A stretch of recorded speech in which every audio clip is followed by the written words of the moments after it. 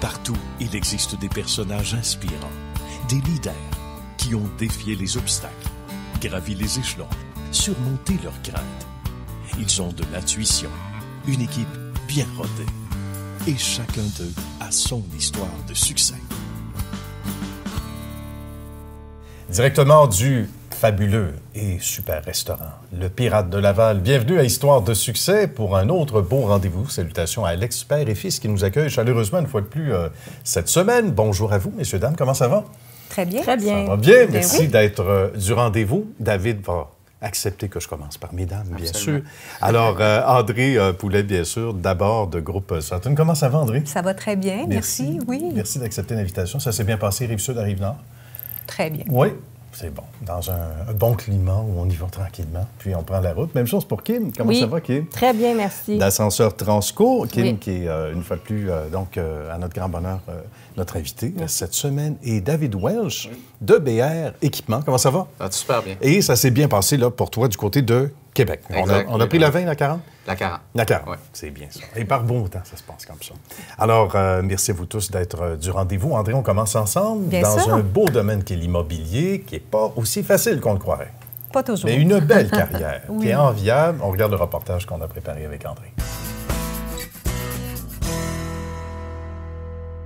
André Poulet nous reçoit dans son beau décor. Bonjour, André. Ben, bonjour Nicolas, bienvenue dans la belle famille de Sutton.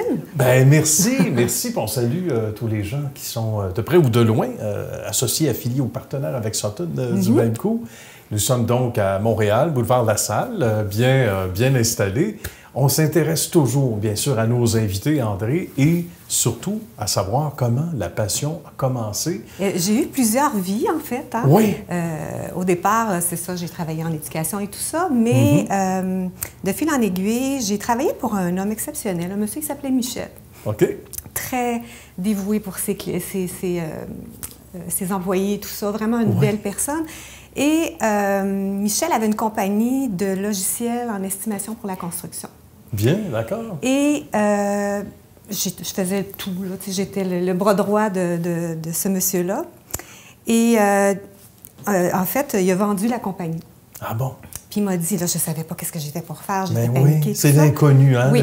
On a l'impression que le mur arrive. Là, Tout à fait. Alors, il m'a dit, André, je te verrai agent immobilier. À l'époque, on appelait ça des agents immobiliers. dans les Oui, c'est courtiers. vrai. OK. Et puis, je dis, ben voyons donc pas, je me vois pas là-dedans. J'avais une mauvaise image des courtiers Ah ouais. à ce moment-là. Puis là, il m'avait dit, André, tu vas faire une différence. Ah, c'est beau, ça. Oui.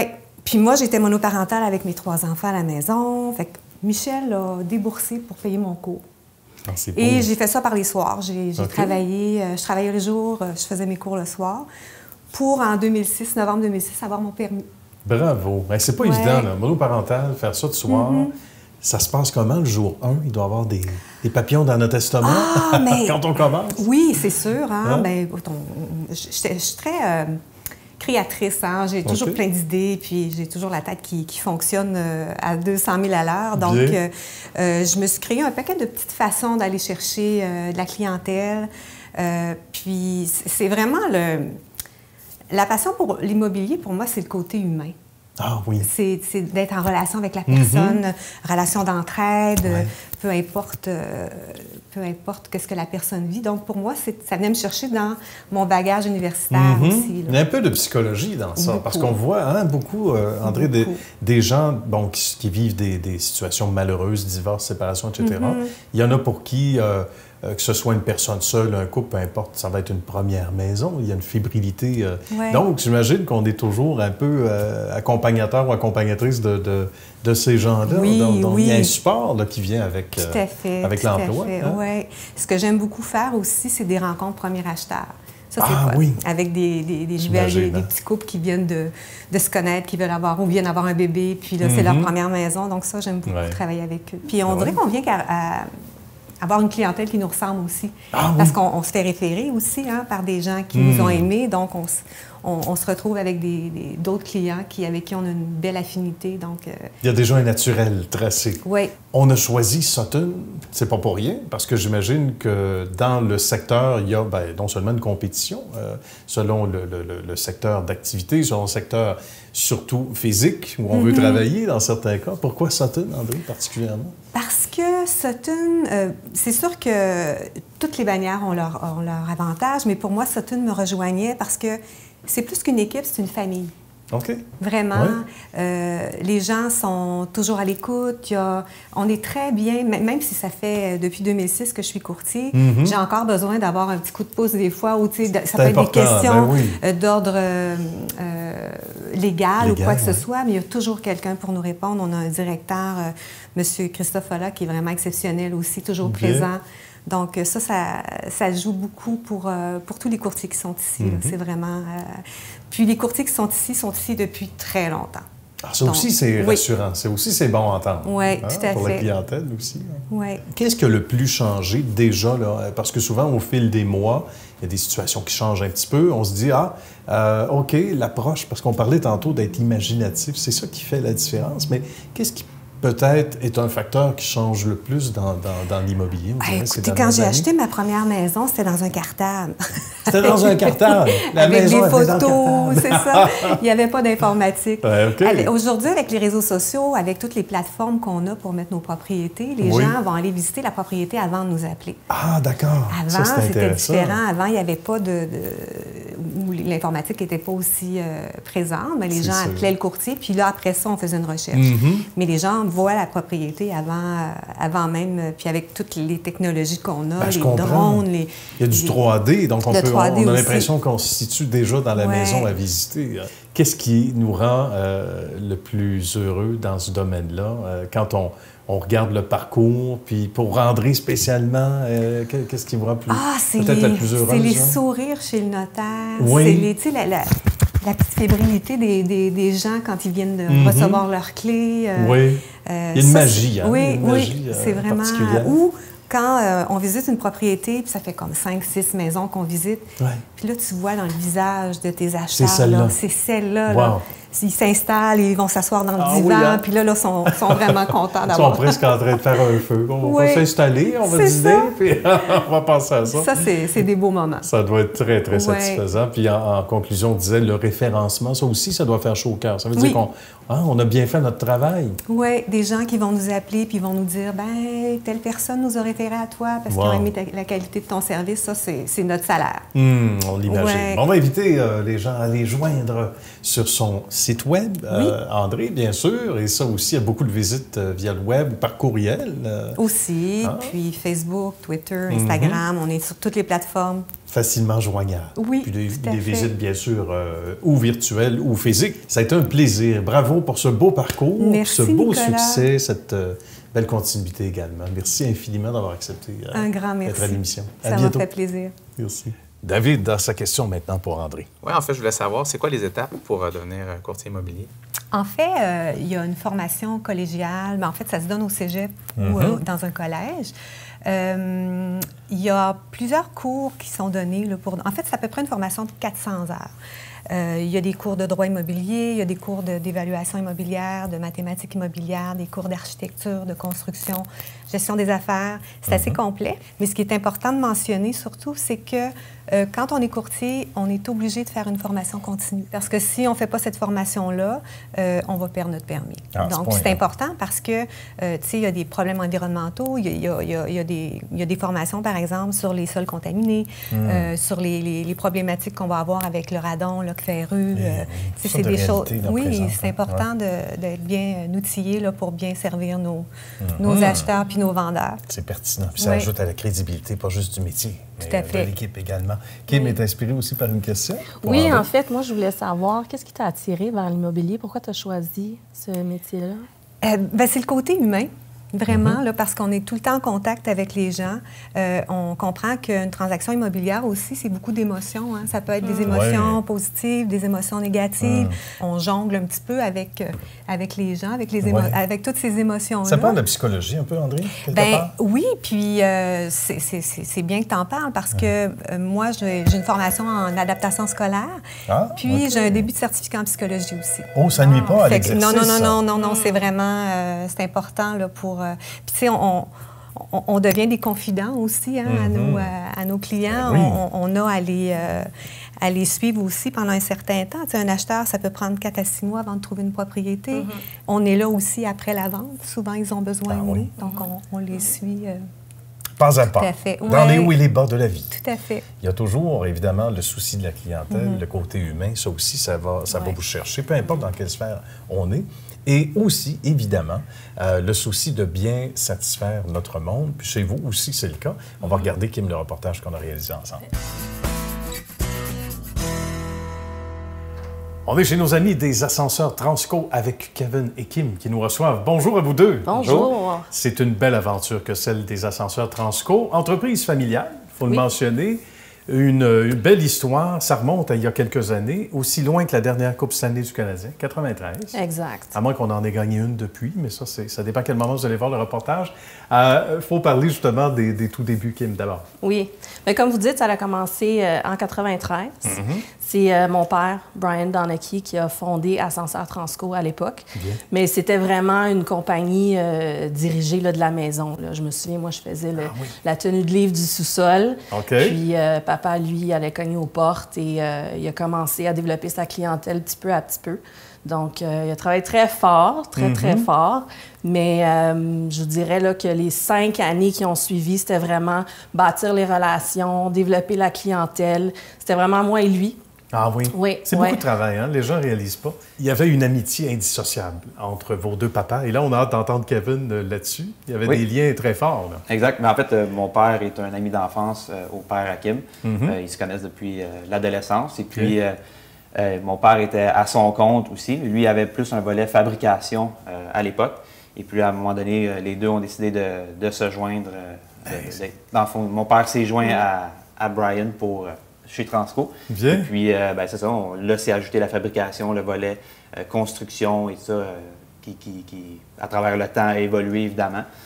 Mais c'est vraiment de là où la base s'est construite pour les années à venir.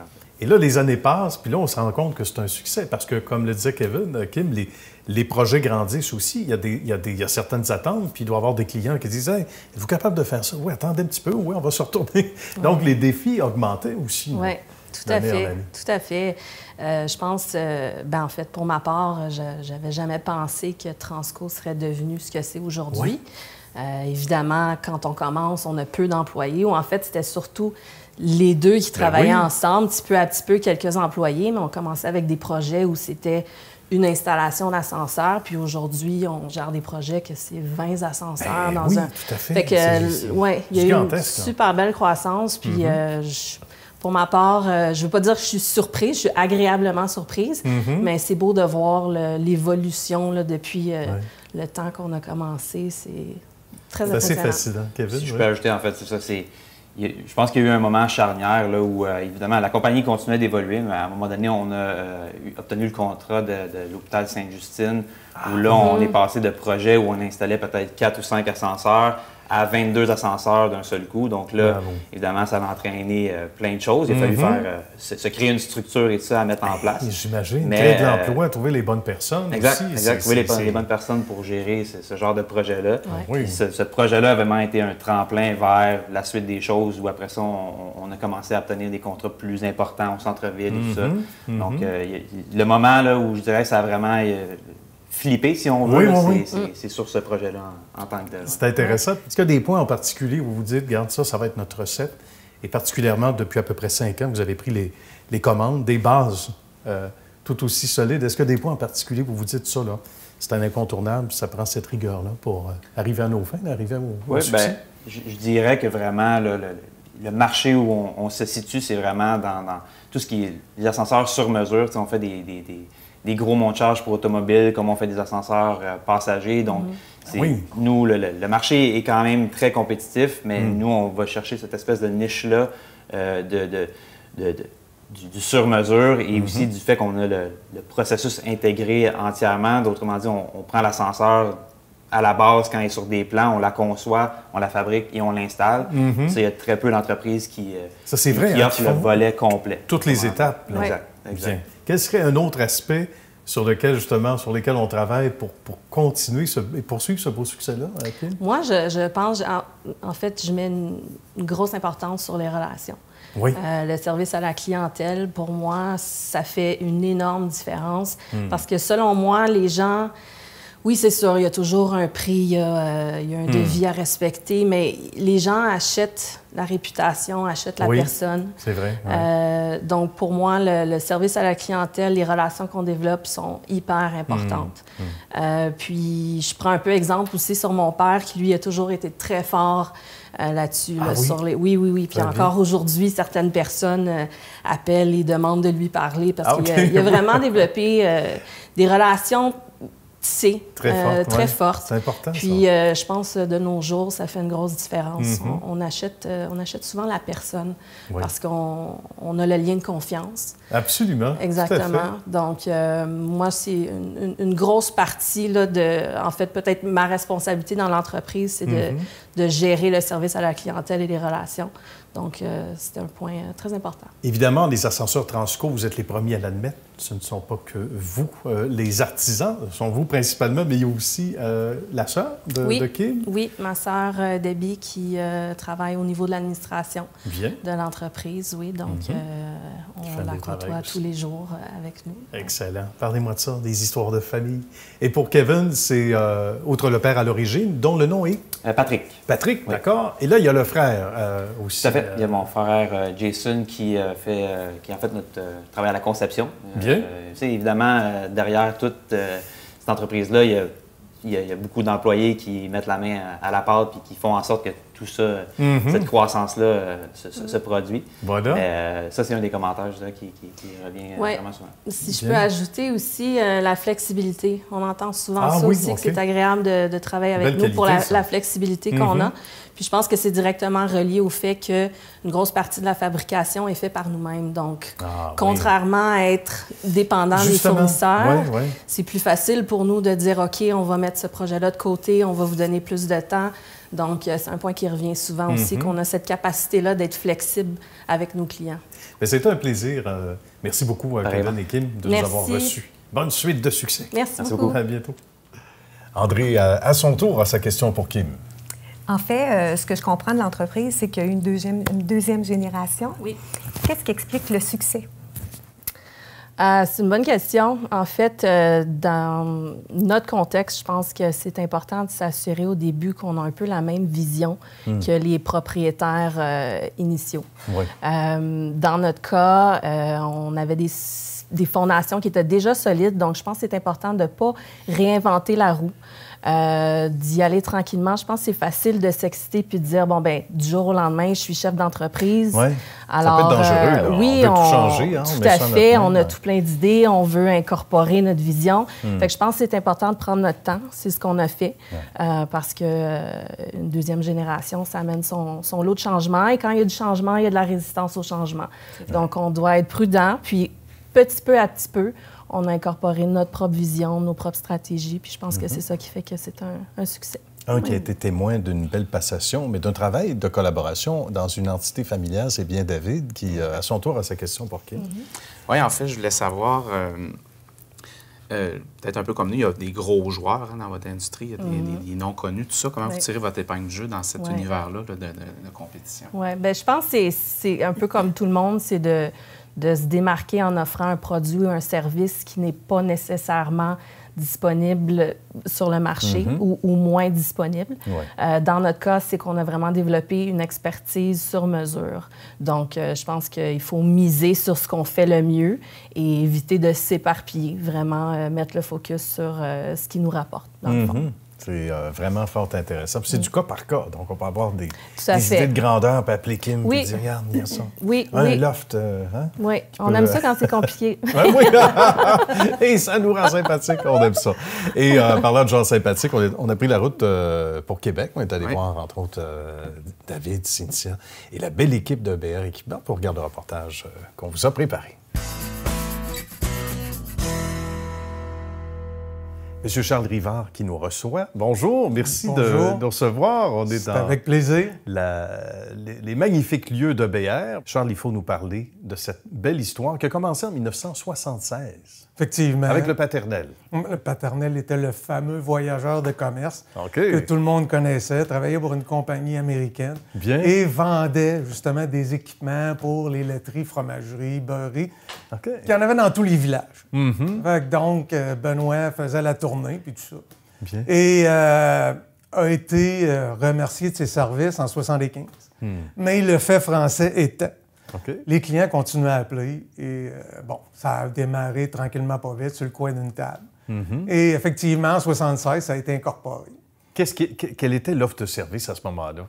C'était strictement distribution. Toujours, OK. Toujours distribution, équipement, robinetterie, articles pour faire les fromages ou des choses comme ça, mais rien de fabrication. Ah, d'accord.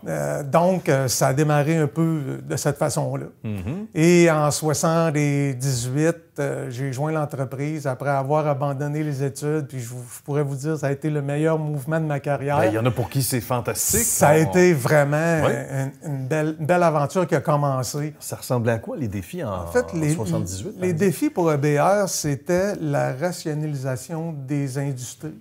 Qui commençait dans l'industrie laitière. Mm-hmm. Comme j'ai dit, il y avait des fromageries et des beurreries dans tous les villages. Oui. Mais malheureusement, cette situation-là a disparu, a eu tendance à faire les méga-usines. Ah oui. Donc, la diminution de la clientèle pour EBR a été très importante et le défi était de prendre l'expansion en augmentant notre gamme de services dans différents domaines. D'accord. Donc, ça a été les boissons gazeuses. Ça a été les microbrasseries, parce que les microbrasseries datent de plusieurs décennies aussi au Québec. Tout à fait. Ça a été le pharmaceutique. Donc, avec l'expansion est venue la diversification des industries pour EBR. Et ça a été un gros défi. Au-delà de la qualité, toutes les valeurs humaines et la passion, au risque de se répéter, Charles, merci de nous avoir reçus. On se tourne du côté de quelqu'un que vous connaissez bien, Cynthia. Merci. Cynthia qui nous reçoit cette fois à son bureau. Bonjour, Cynthia. Bonjour. On va parler de, évidemment, ton arrivée. Au sein de l'entreprise, ça s'est passé comment? Parce qu'entreprise familiale, on le dit souvent à l'émission, c'est une belle valeur ajoutée, mais ça se fait pas souvent sans défis, des fois à certaines difficultés, etc. Il y a toute une adaptation. Comment ça s'est passé pour le cas de Cynthia en particulier il y a quelques années? Ça fait déjà plus de 10 ans maintenant que je suis chez EBR à temps plein. Je dis à temps plein parce que, étant fille d'entrepreneur, on s'entend qu'on travaille toujours un petit peu dans l'entreprise quand on est adolescente. Quand je suis rentrée, je m'occupais principalement plus de la comptabilité et puis j'avais aussi un background de formation en ressources humaines. Fait que ça a été mon apport que j'ai fait chez EBR au niveau des ressources humaines, de structurer un petit peu plus la fonction, puis de faire de la formation auprès des gens aussi pour savoir c'est quoi les RH. Alors, ça a été comme ça que j'ai été introduite chez EBR. Par la suite, l'entreprise a eu une certaine croissance. Alors, je faisais plusieurs chapeaux là, à l'époque. Et puis, il a fallu un jour que j'embauche des personnes pour assumer d'autres chapeaux. J'imagine, oui. Pour m'amener aujourd'hui justement au poste de directrice générale de l'entreprise. Et là, je te laisse nous présenter, bien sûr, l'ami David et son rôle en particulier ici. Oui, David est arrivé justement parce que c'est un des points que j'avais remarqué. Oui. On est beaucoup dans un domaine technique. Au niveau ingénierie, on est très compétent au niveau ingénierie, mais l'aspect vente pure et dure, c'était quelque chose d'un petit peu moins concret pour mon département d'ingénierie, puis c'était un peu quelque chose qu'on voulait améliorer chez EBR. Fait qu'on a introduit David il y a presque 2 ans maintenant comme directeur des ventes pour justement nous aider à structurer tout notre processus de vente chez EBR qui est assez particulier. Bravo d'abord pour votre participation au sein de l'entreprise. On parlait de l'offre de service pour que les gens saisissent bien avec qui on travaille, qui sont les partenaires, entre autres. On fabrique des équipements de procédés, donc tout ce qui est cuve de procédés, des réservoirs, des lignes de procédés, de la tuyauterie, etc. C'est fabriqué à notre usine de Québec, ici même. Bien. Donc, on achète la matière première, mais c'est nous qui la transformons et qui la rendons en produit fini. Mais à ça, avec les années, bien, on construit des systèmes. Donc, on va avoir besoin de pompes, d'échangeurs de chaleur, des composantes qui sont très spécialisées. Donc, on s'est associé avec des grands joueurs de l'industrie mondiale de la fabrication de ces équipements de procédés-là. Et puis, on intègre tout ça dans notre chaîne de valeur, dans nos produits finis. Ce qui fait qu'aujourd'hui, on est une entreprise, oui, de conception, de fabrication et de distribution. On installe aussi nos équipements sur les lieux. Donc, on peut prendre une usine. L'image que je peux donner, c'est qu'il y a quelqu'un de local qui peut venir se présenter au comptoir pour acheter quelques petites composantes pour la maintenance ou des suivis dans son usine pour des réparations mineures, comme on peut assister une entreprise de grande envergure à construire une nouvelle usine au complet. De A à Z, on va fabriquer tous les équipements de procédés, donc de l'entrée de la matière première à aller jusqu'à l'emballage. Bien. On va fabriquer ces équipements-là, on va les installer, on va soutenir. Ensuite, on va assurer le service après-vente aussi, parce qu'on a un département de pièces et de composantes. On a 2 personnes à temps plein qui ne font que ça à la journée longue, soutenir les ventes qui ont été générées dans les 42 dernières années. Et puis, pour les composantes avec lesquelles on a des ententes de distribution avec les grands joueurs, on est aussi un centre de réparation officiel, entre autres avec SPX Flow, qui est un de nos fournisseurs principaux. L'entreprise a été fondée sur les laiteries, tout ce qui est transformation du lait, yogourt, fromage, etc. Mais l'histoire a fait en sorte aussi que l'entreprise a dû s'adapter. Donc, on est aujourd'hui dans les microbrasseries, dans les distilleries, on est dans le pharmaceutique, cosmétique, et puis dans toute la chaîne alimentaire, là, que ce soit les jus, la mayonnaise, les sauces et tout ça. Donc oui, il a fallu qu'on s'adapte, il a fallu qu'on signe des ententes importantes avec nos partenaires, nos fournisseurs. Puis c'est une chaîne en continu. Là. Nos clients sont tout aussi importants que nos fournisseurs. Puis c'est ça la réalité EBR en ce moment. Et ça fait du bien, beau monde. Très heureux d'ailleurs. Bien, merci beaucoup, David. Merci à la belle équipe. Merci, ça fait plaisir. Lunettes Dépôt a pour mission d'aider les adultes qui effectuent un retour à l'école et dont la situation financière est difficile, pour leur permettre de se concentrer sur leur réussite académique, la tête tranquille. Visitez le site web lunettes-dépôt.ca pour de plus amples détails et pour connaître l'emplacement le plus près de chez vous.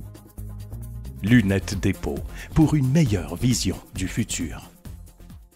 Alors, Kim a sa question à son tour. Oui, bien en fait, moi, je te relance la question. Qu'est-ce qui a fait en sorte que vous avez réussi à vous démarquer dans un milieu qui est aussi compétitif? Oui, c'est vrai. Un peu comme vous autres, on est dans un univers où il y a des joueurs, mondiaux, il y a des joueurs provinciaux, mais il y a aussi de la compétition très locale. Alors, pour nous, ce qui a été, je pense, le meilleur arme contre à la fois la concurrence et les cycles économiques, c'est d'avoir une équipe multisectorielle et d'être capable d'être actif et présent dans plusieurs secteurs d'activité. Donc oui, l'entreprise a été basée principalement sur l'industrie laitière, donc transformation fromage, lait, yogourt, etc. Mais avec le temps, on a suivi la vague des microbrasseries, on est dans le pharmaceutique, dans le cosmétique, et puis on devient un peu bon dans tout. On est capable de faire du croisement entre les technologies de certains secteurs.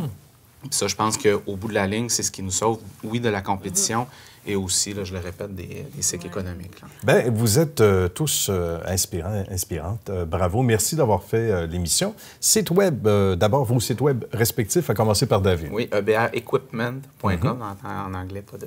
D'accord. Merci, David, de la visite. Plaisir. Ça a été un grand bonheur. Merci aussi pour Kim. Donc, le site web est... Ascenseur au pluriel, transco.ca. Le site web d'André, maintenant. andrépoulain.com. Merci beaucoup. Merci donc à vous trois. Merci à vous. Et merci aux gens du Pirate de Laval, Alex, père et fils qui vont se reconnaître et la belle équipe. Merci à vous d'avoir été là la semaine prochaine.